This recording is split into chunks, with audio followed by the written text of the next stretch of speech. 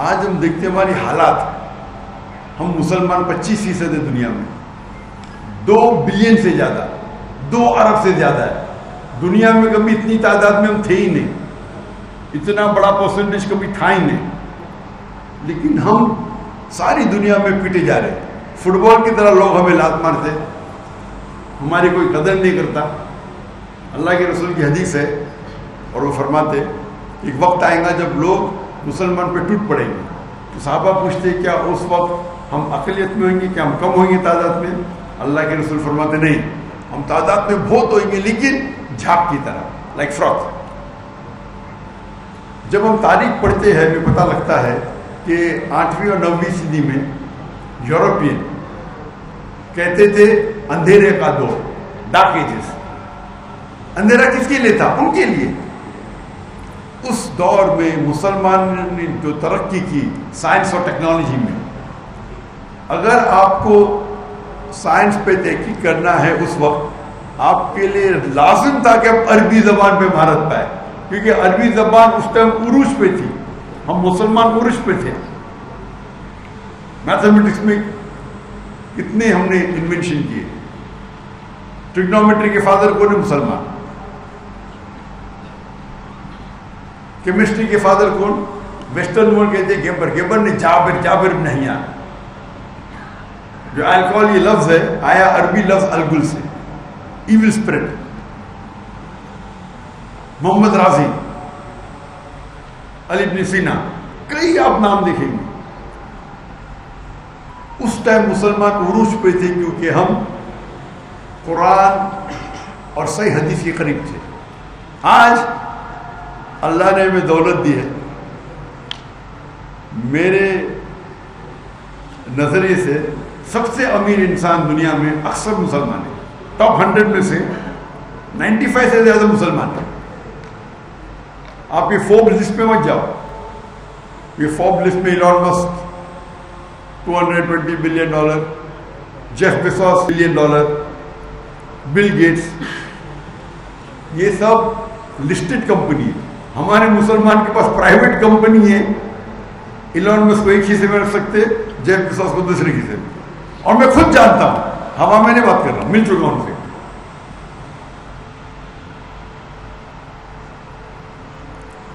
لیکن آج ہم اتنے کمزور ہیں. 1 سال سے زیادہ ہو چکا ہے غازہ پہ حملہ ہو رہا ہے اور ہم کچھ نہیں کر سکتے صرف بات کے علاوہ. یہ حال ہمارے مسلمان کا ہے کیونکہ ہم قرآن اور حدیث سے دور ہو گئے. جب غیر مسلمان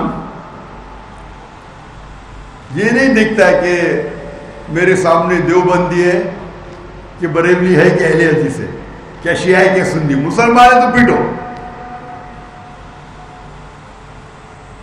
ہم اگر ایک ہو جائیں گے ہم اسٹرانگ فورس ہوئیں گے. میں یہ نہیں کہہ رہا ہوں آپ سے کہ آپ کی جو تحقیق ہے اس پہ اٹل رہیے، قرآن اور صحیح حدیث کی دعوت دیجیے. ہم جب دیکھتے ہیں یہ دیگر مسلک ہے، اس میں 95% یکسانیت ہے،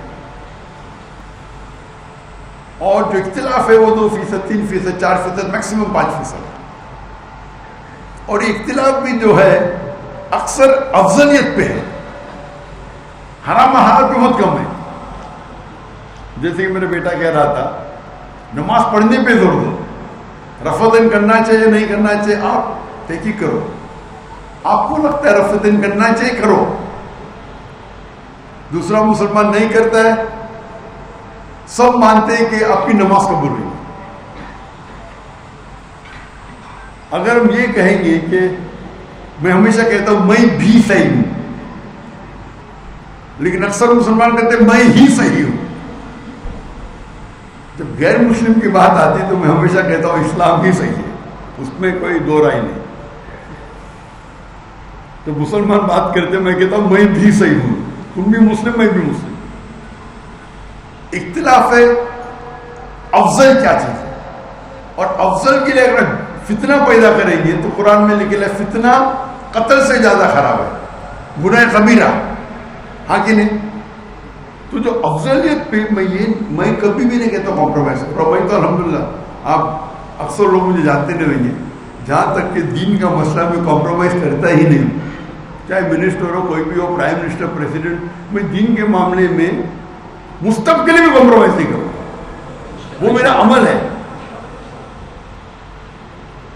آپ دیکھتے ہیں کہ میں ٹائی شرٹ ٹائی کوٹ پہنتا ہوں, مجھے پسند نہیں. میں پہنتا ہوں کہ غیر مسلمان متاثر ہوتے ہیں, اور اسلام میں اس کی اجازت ہے, مستحب نہیں, اجازت ہے.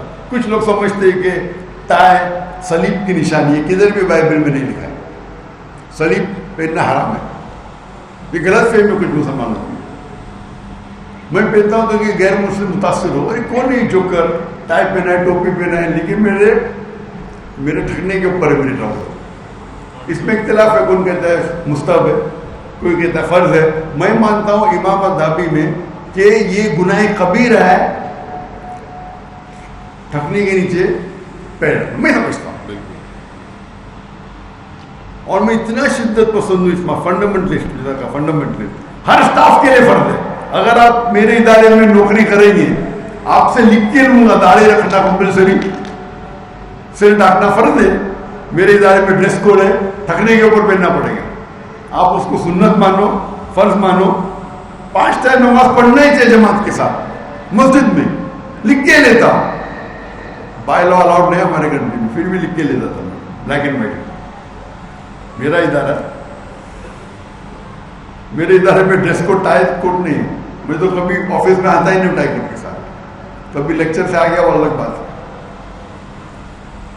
تو لوگ کو اللہ اور اللہ کے رسول کی طرف دعوت ہے. اور آپ دیکھیں گے کہ اللہ تعالیٰ لوگوں کے دل میں آپ کی محبت ہے. آپ اللہ کے لیے کرو, خلوص اللہ کے لیے, اور آپ دیکھیں گے اللہ سبحانہ و تعالیٰ آپ کے کام میں مقبولیت پیدا کرتا. تو میرا صرف یہ پیغام تھا.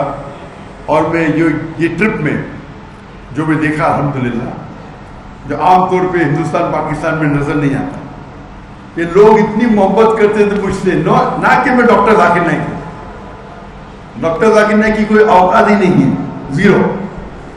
اسلام میں ڈاکٹر ذاکر نائک زیرو. لیکن کیونکہ میں اللہ اور اللہ کے رسول کی بات کرتا ہوں اور حوالے کے ساتھ بات کرتا ہوں, تو یہ بڑپن یہ ہے کہ جو چھوٹی سی اختلاف بھی ہو تھی, جو لوگ نے بڑپن کر کے میرا استقبال کیا, وہ اختلاف کا ذکر نہیں کیا, یہ بڑپن ہے. اور پاکستان ایک واحد ملک ہے جو اسلام کے نام پہ الگ ہوا. اللہ نے یہ آپ کو آنر دیا ہے, عزت دی ہے, لیکن کبھی بھی عزت ہے اس کے ساتھ ذمہ داری لازم.